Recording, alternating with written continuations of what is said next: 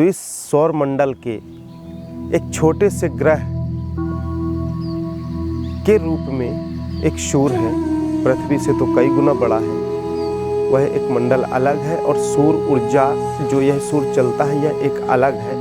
ये है कि हम उसे उस रूप में भी अंकलन करते हैं और उसे हम व्यक्त करते हैं, अनुभव करते हैं अपने अपने गणना के अनुसार। तो जब वह ब्रह्म प्रकाश यदि हमारे काया के अंदर विराजमान है, समस्त ब्रह्मांड की ऊर्जा विराजमान है, समस्त शक्तियां विराजमान हैं, तो इस तरह के लाखों सूर्य क्यों हमारे अंदर नहीं हो सकते? क्यों हम अनुभूति नहीं कर सकते? बराबर हो सकता है। इस तरह के और भी सूरज हैं इस दुनिया में, इसी ब्रह्मांड के अंदर है, और भी हैं। तो जब यहाँ है तो फिर अंदर भी है। जब इस समस्त ऊर्जा ब्रह्मांड की है तो यह सूरज भी है। हम साधारण साधना में सूर्य तत्व जागृत क्रिया में, सूर्य तत्व जागृत क्रिया के माध्यम से इस सूर्य भगवान को, शिव देवता को हम अपने काया के अंदर ये पीठ के पीछे के भाग में देखते हैं, अनुभव करते हैं, अनुभूति होती है। और अनुभूति में जब हम डूब जाते हैं तो खुली दृष्टि में भी वह आभास ऊर्जा होती रहती है। जिस तरह से यह समय का चलन है उसी तरह से हमारे अंदर भी यह समय चलता है, और उसी अनुसार विचार हमारे दृष्टि के कार्य करते हैं। आप देखते हैं कि हम जब भौर में साधना करते हैं तो भौर में साधना करते हैं उस वक्त हमारे साथ एक चेतना, एक ऊर्जा अलग ढंग से कार्य करती है। दोपहर में एक आलस के साथ एक अलग कार्य करती है। शाम के समय एक चाय की चुस्की के साथ हम एक अलग रिलैक्स महसूस करते हैं। रात्रि में निद्रासन के समय एक अलग अनुभूति करते हैं, एक अलग क्रिया होती है, एक अलग कर्म होते हैं। तो जब वही ऊर्जा है जो बाहर है तो हम जिस वक्त चाहें वह सारी चीज़ों को हम कर सकते हैं। तो यह जीवन में बाहर घटित होने वाली हर घटना हमारे अंदर भी घटित होती है, हमारे अंदर भी उसकी अनुभूतियाँ होती हैं। इसे ध्यान साधना के माध्यम से बहुत आसान तरीके से समझा जा सकता है। जीवन में किसी भी तरह का हमारे जीवन में नुकसान हो, परेशानियाँ हो, दोष हो, बाधा हो, शारीरिक उपचार हो, हम सब कुछ अपने अंदर की ऊर्जा से कर सकते हैं। और जो लोग उपचार करते हैं, जो विद्वान दूसरे का उपचार करते हैं, वह भी कहीं ना कहीं इन ऊर्जा को अपने अंदर जागृत अवस्था में कर या इन ऊर्जा की अनुभूति करके ही वह ऐसा करते हैं।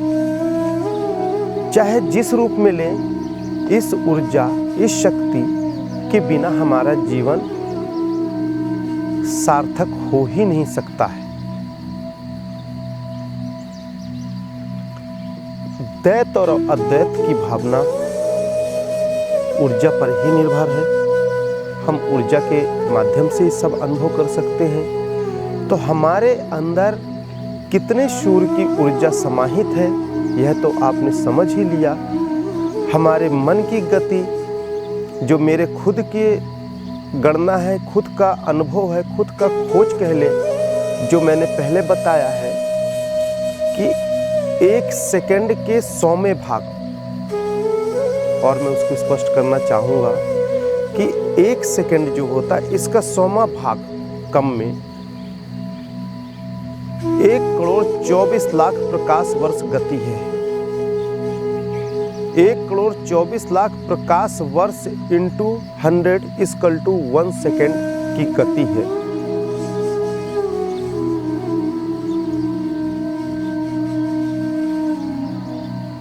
यह हमारे अंदर की ऊर्जा है जो इतनी गति को दे रही है। सूरज देव की रोशनी, सूर्य भगवान की रोशनी इस पृथ्वी तक अपने ग्रह से, सूर्य ग्रह से यहाँ तक पहुँचने में 8.3 मिनट लगता है।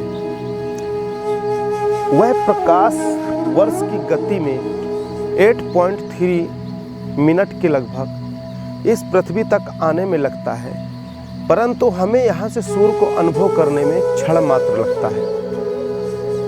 परंतु क्षण मात्र नहीं लगता, हमारे भी इस प्रकाश मन की गति इससे तेज है और यह वहाँ तक पहुँचता है। वहाँ तक जब पहुँचने के बाद जब उस तरंग को, उस ऊर्जा को टच करता, तब हम कहते हैं सूर्य भगवान दिख गया। परंतु उससे ऊपर चेतना की अंदर की ऊर्जा का, तरंग का गति न होने के कारण, आप समझिएगा, उससे तेज गति न होने के कारण जब हम किसी चीज में पहुंचते तभी वह गणना मेमोरी तक हमारे रीड होती है, पर कहीं तक दृष्टि या मन की या मानसिक की तरंगें निकलकर लाखों करोड़ किलोमीटर जाकर वहां तक पहुंचकर गति नहीं देती है। वहां तक पहुंचकर वहां से जब वापस आती है और मेमोरी को रीड देती है, तब हम उसका गणना और चेतना हमारा कार्य करता है। यदि सुबह सूरज की लालिमा निकलता है और उस वक्त हम सूरज को देखते हैं, तो तुरंत देखने पर सूर्य की गति या सूर्य की रोशनी को मन चक्षु के माध्यम से यह शरीर अनुभव नहीं करता है। वहां तक जाता है, उस ग्रह, उस रोशनी तक जाता है, वहां उसे टच करता है, टच कर कर पुनः लौटता है और अपने मानसिक चेतना को अपनी क्रिया देता है और उसके सूर्य तक पहुंचता है। पहुंचकर वापस अपनी मानसिक स्थिति को, चेतना को देता है। फिर वह रीड करके बोलता है हाँ सूर्य भगवान निकल गए। यह उस समय की अवस्था की बात कर रहा हूँ जब सूरज सुबह निकलता है और उसका यहाँ तक पहुँचने में रोशनी जो 8.3 मिनट का गति है, जो समय लगता है सूरज को पहुँचने में, यदि उसके पहले हम सूर्य को देखते हैं तब की अवस्था है। तो सूर्य की गति से भी तेज हमारे आंतरिक चेतना, आंतरिक ऊर्जा की है और उससे 10 गुना से भी ज़्यादा गति है, प्रकाश वर्ष से भी ज़्यादा गति है। इन्फिनाइट का रूप दे सकते हैं, इन्फिनाइट से ऊपर की खोज नहीं है, अनुभव नहीं है, पर उससे भी ज़्यादा अनंत। मतलब मेरे शब्द न निकल पाए, मेरे तरंग को अंदर मेमोरी रीड करके बाहर वह फ्रिक्वेंसी दे ना पाए और मैं उस चीज़ तक पहुंच जाऊं और वहां से वापस आ जाऊं। वह गति हमारे अंदर है, वह ऊर्जा हमारे अंदर है। ऐसे करोड़ों सूर्य की तेज प्रकाश छुपी है, शब्दों में आसान है। हम तो कहते हैं ध्यान साधना के माध्यम से, योग साधना के माध्यम से यदि हम एक तारा बराबर प्रकाश भी अंदर जागृत कर लेते हैं तो हम अपने क्षेत्र के बड़े महापुरुष होते हैं, ऊर्जावान होते हैं। लाखों मानव प्राणी हमारे पीछे होते हैं, ज्ञान लेने को आते हैं। आकर्षक होता है जब वह ऊर्जा जागृत होकर बाहरी अवस्था, बाहरी क्रिया में आती है, तब बाहरी ओरा बनाकर आता है, जिसे ओरा सबसे संबोधित करते हैं। तब यदि वह ऊर्जा, वह शक्ति हम स्वयं जागृत कर ले, हम स्वयं अनुभूति कर ले, स्वयं हमारे अंदर वह चेतना आ जाए, तो हम जिनके पीछे हैं वह हमारे पीछे आ जाएंगे। आप देखिएगा संत महात्मा, योगी जन, विद्वान अपने अंदर की चेतना, ऊर्जा या विद्या को जागृत कर कर अभ्यास के दौरान जब वह चिंतन करते हैं, तो चिंतन करते करते उनके अंदर की ज्ञान कोश जागृत हो जाती है। ज्ञान कोश की ऊर्जा उनकी प्रज्वलित हो जाती है। ज्ञान कोश की वह चैतन्य का प्रकाश उनके मुखमंडल में आकर बाहरी ओरा में आ जाता। तब वह हजारों लाखों को भीड़ में स्टेज में बैठकर या ध्वनि यंत्र के माध्यम से लोगों तक देते। उसके लिए एक पेशेंस चाहिए। आप साधारण व्यक्ति एक बार स्टेज में खड़ा होना और 1000 के बीच में बोलना, आप कप जाएंगे, पसीना पसीना हो जाएगा, क्योंकि आपके अंदर की वह चेतना जो लोगों तक पहुंचती है वह आपके अंदर का जागृत नहीं है। ऐसी अवस्था में आप, ऐसी स्थिति में आपके अंदर पसीना पसीना हो जाएगा, आप कंपन में आ जाएंगे। आपके जितना ज्ञान है, विद्वता है, जो बोलने की आप बातें करते हैं, आप स्टेज में पहुंचते हैं, सब कुछ भूल चुके होंगे।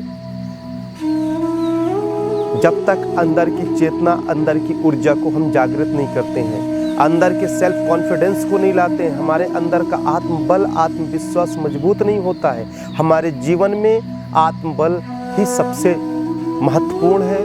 हर ऊर्जा महत्वपूर्ण है, हर क्रियाएं महत्वपूर्ण है, हर विद्याएं हैं, पर एक क्रम से एक विद्या को भी हम अंदर जागृत कर लें, एक ऊर्जा को भी जागृत कर लें, तो एक से दूसरा, दूसरे से तीसरा जागृत होने में सहायक हो सकता है, जिससे हम कम समय में हर तरह की ऊर्जा को जागृत कर सकते हैं।